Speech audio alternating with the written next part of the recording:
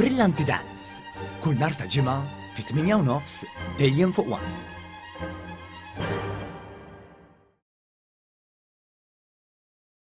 Valentina is a 25-year-old woman from South America. She came to Malta following an advert from a recruitment agency as a live-in care for an elderly man. Permezz tal-proġett All Equal f'dawn l-aħħar sentejn ġew mejjuna 29 vittma ta' traffikar uman l-età tagħhom tvarja bejn l-20 u l-50 sena. Dan il-programm kien maħsub mill-Fondazzjoni għas-Servizzi tal-Ħarsien Soċjali biex jassisti persuni li ġew traffikati sabiex jelbu trawmi u jiġu mejjuna biex integraw. Svetlana Buttigieg, manager fih dan l-Aġenzija Poċ, tgħid li minkejja l-perċezzjoni li l-vittmi ta' traffikar normalment ikunu nisa, ikun hawn ukoll bosta rġiel. Hija qaltilna li kull każ ta' traffikar ikun xprunat mill-erq fejn jiġu mwiegħda ħajja aħjar u mbagħad jispiċċaw jgħixu f'kundizzjonijiet inumani.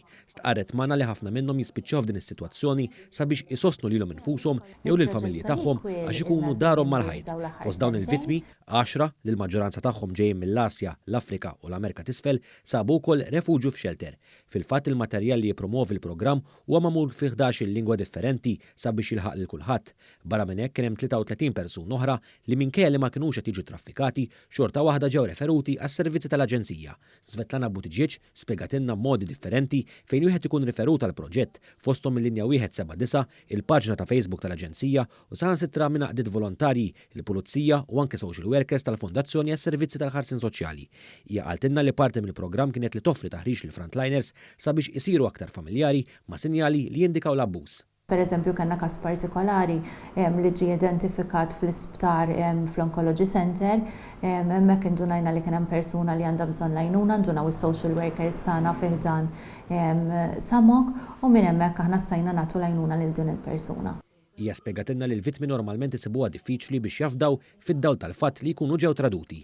L-ewwel kuntatt dejjem ikun wieħed diffiċli, jisu anke sakemm il-persuna taf dak u tibni relazzjoni magħha ma tkunx taf sa fejn għandha tasal, sa fejn għandha tajlek, jiġifieri ħafna drabi ma jgħidulniex dak kollu li jkunu għaddejjin minnu mill-ewwel u l-informazzjoni tibda ġiba ftit ftit meta l-persuna tibda taf dak iktar. Dawn ikunu għaddew minn trust issues kbar għax biex ikunu ġew Malta jkunu wafdaw lil xi ħadd li tradihom. Buttigieg qaltilna li permezz tas-sem ta' aġenziji oħra dawn il-vittmi jiġu legalizzati f'pajjiżna, jisibu impjieg xieraq u eventwalment jgħixu ħajja xierqa kif ġew mwiegħda.